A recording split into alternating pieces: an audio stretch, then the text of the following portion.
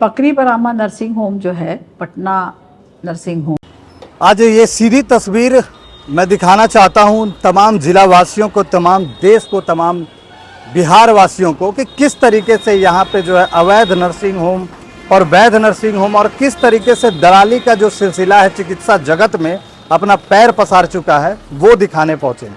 इस वक्त मैं बात करूँ तो मैं नवादा ज़िले के पकरी बरामा थाना क्षेत्र में हूँ, जहाँ पे एक घटना घटित होती है, जहाँ पकरी बरामा के स्वास्थ्य केंद्र में एक जच्चे बच्चे को एडमिट किया जाता है, जिसके बाद उस जच्चे बच्चे को वहाँ के दलालों के द्वारा एक नर्सिंग होम में भेज दिया जाता है, रेफर के बहाने किसे रेफर किया जाता है। और ये सामने तस्वीर मैं दिखा दूं, ये पटना क्लिनिक जनरल फिजिशियन एवं जनरल सर्जन का बोर्ड लगा हुआ ये क्लिनिक है, जहां पे उस मरीज को बहलाकर, फुसलाकर, डराकर, जैसे भी कहें किसी न किसी प्रक्रिया से, या फिर वो हमें वहाँ के आशा दीदियों की मैं बात करूं, या एम्बुलेंस ड्राइवर की बात करूं, या फिर मौजूद प्राथमिक स्वास्थ्य केंद्र में वैसे कर्मचारी जो दलाली करते हैं और इस तरीके के क्लिनिक में उन जो तमाम वैसे गरीब हैं जिनको बहला फुसला कर यहाँ लाया जाता है और इलाज के नाम पर ठगी किया जाता है, आर्थिक शोषण किया जाता है।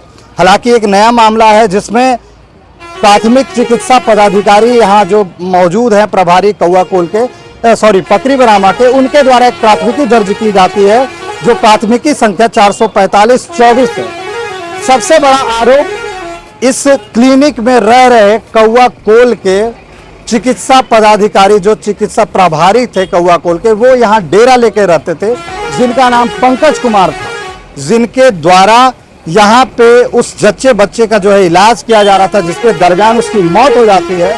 जिसके बाद पुलिस को सूचना मिलती है, आनन फानन में पुलिस यहाँ पहुँचती है, तब तक उस सब को बिना उसके परिजन को बताए हुए यहाँ से एम्बुलेंस के माध्यम से नवादा रेफर के बहाने ले जाया जाता है। और वहाँ बीच रास्ते में जहाँ पे पुलिस जो है रंगे हाथ एम्बुलेंस के साथ एम्बुलेंस ड्राइवर को गिरफ्तार करती है, वही इस क्लिनिक में आके उस कौआकोल के पीएचसी प्रभारी को, पंकज कुमार को गिरफ्तार करती है, एक नर्स के साथ जो वो उनके रूम में थे। उसके साथ ही कई आपत्तिजनक सामान भी बरामद किया जाता है। इसके साथ ही मैं बता दूं कि आपत्तिजनक सामान के साथ साथ बर्थ सर्टिफिकेट जो है वो कई बंडलों में प्राप्त किए जाते हैं, जो थाना के द्वारा जब्त किया जाता है। हालांकि अभी की मैं वास्तविक स्थिति दिखा दूं, हमारे कैमरामैन साथ में आएंगे, कि ये जो क्लिनिक है, तो इस क्लिनिक में चिकित्सा पदाधिकारी जो है नवादा जिले के, उनके द्वारा कहीं ना कहीं जांच कर इस पे सील लगाया गया है और सील लगाकर इसे बंद किया गया है।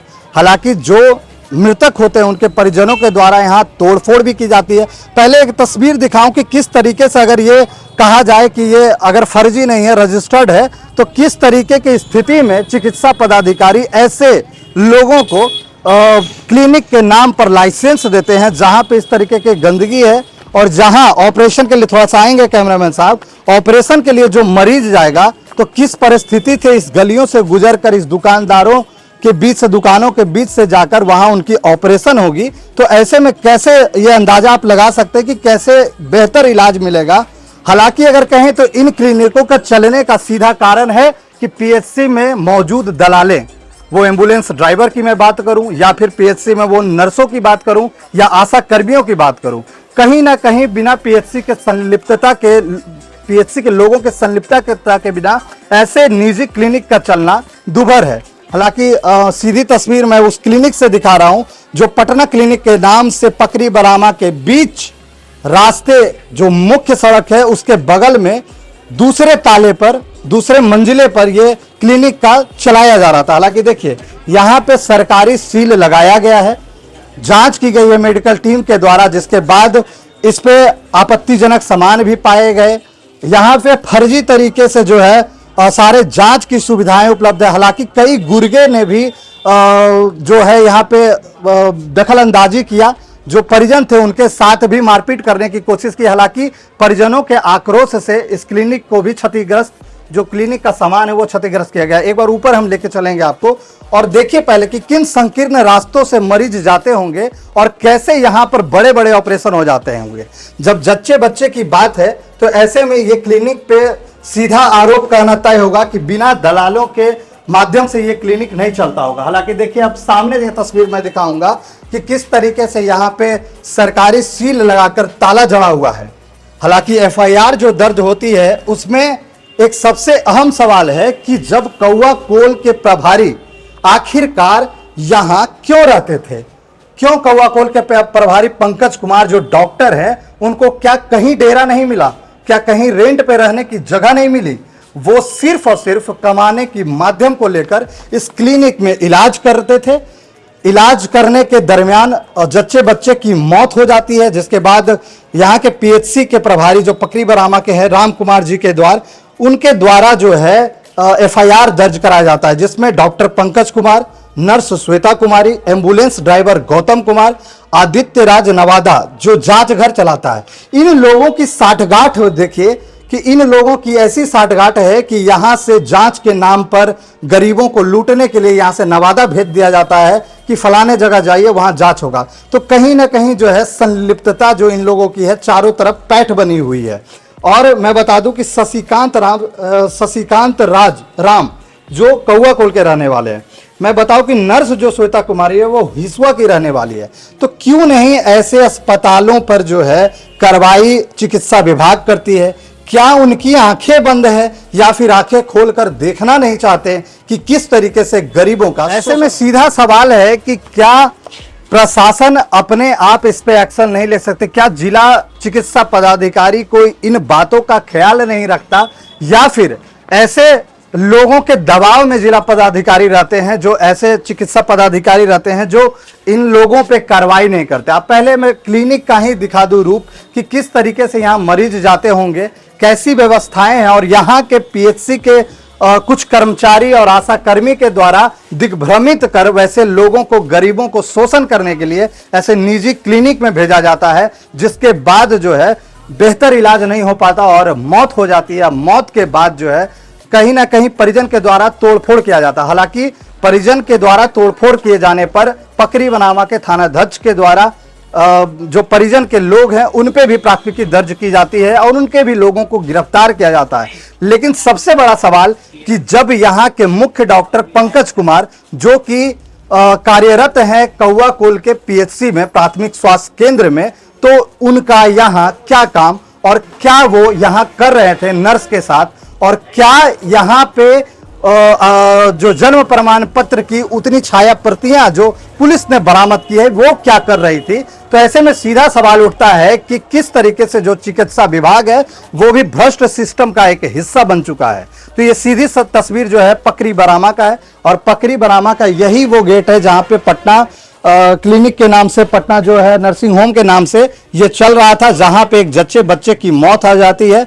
हालांकि इन दिनों की बात मैं कर लूं, जब से इस पे छापेमारी होकर तालाबंदी लगी है तब से इनके गुर्गे और इनके महकमे के लोग उन पीड़ित परिवारजनों को दबाने की कोशिश कर रहे हैं। वो भी प्रलोभन दे के दबाने की बात हो, या धमकी दे के दबाने की बात हो, या राजनीतिक रूप से दबाने की बात हो, तो कहीं ना कहीं ये जो सिलसिला है ये जारी है। हालांकि चिकित्सा पदाधिकारी यहाँ के मुख्य दर्शक बने हुए, मैं उनसे भी बात कराऊंगा कि आखिरकार ऐसा पूरे जिले में भ्रष्ट सिस्टम से, चिकित्सा विभाग के मिनी भगत से ऐसे ऐसे तमाम क्लिनिक, बहुत सारे क्लिनिक चल रहे हैं जिनमें कई जच्चे बच्चाओं की मौत हो जा रही है इलाज के दरमियान, जिन्हें फिजिशियन की डिग्री मिली है लेकिन वो सर्जन का काम कर रहे हैं। ऐसे में जांच करना चाहिए उन चिकित्सा पदाधिकारी को जो हाथों पर हाथों धरे बैठे हैं, जिससे गरीबों का शोषण हो रहा है, गरीबों के साथ जो है अत्याचार हो रहा है, उनको शोषित किया जा रहा है, आर्थिक शोषण से लेकर शारीरिक शोषण भी किया जा रहा है, जिसके कारण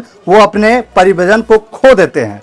तो ये सीधी तस्वीर पकरी बरामा से, और ऐसी कई नवादा जिले में अवैध क्लिनिक चल रहे हैं, अवैध दुकान चल रहे हैं। हालांकि मैं छोटी सी बात करूंगा, जब दवाई दुकान जब खुला होता है तो कई बार बाजारों में ये देखने को मिलता है कि अचानक से सभी दवाई दुकान बंद कर दिए गए, क्योंकि उस दिन जांच आती है। तो क्या जांच टीम सिर्फ बताकर ही आती है? क्या खाना पूर्ति करने के लिए जांच टीम आती है? अगर जांच टीम बिना बताए आए तो कई ऐसे मेडिकल, कई ऐसे नर्सिंग होम जो है वो बंद हो जाएंगे, उन पे ताले जड़ जाएंगे जब चिकित्सा विभाग जो है जब जाग जाएगा। मैं जिला पदाधिकारी से भी ये निवेदन करूंगा कि ऐसे लोगों पर उचित और दंडात्मक कार्रवाई करते हुए इन लोगों के क्लिनिकों पर ताला जड़ा जाए और बेहतर इलाज के लिए प्राथमिक स्वास्थ्य केंद्र को, प्राथमिक चिकित्सा केंद्र को बढ़ावा दिया जाए। हालांकि उन दलालों पे भी कसने की बात की जानी चाहिए जो इस तरीके का कार्य आशा कर्मियों के द्वारा कई बार जो है परिजन को दिग्भ्रमित कर ऐसे अस्पतालों में लाया जाता है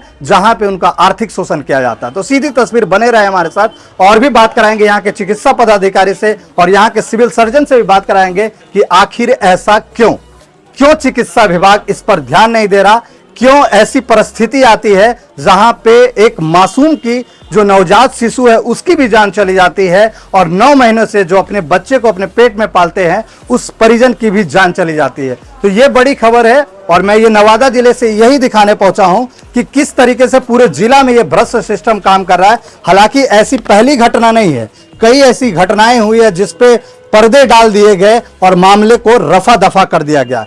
इस मामले में भी कई दिग्गज के हाथ है जो इस मामले को रफा दफा करना चाहते हैं। बने रहे हमारे साथ।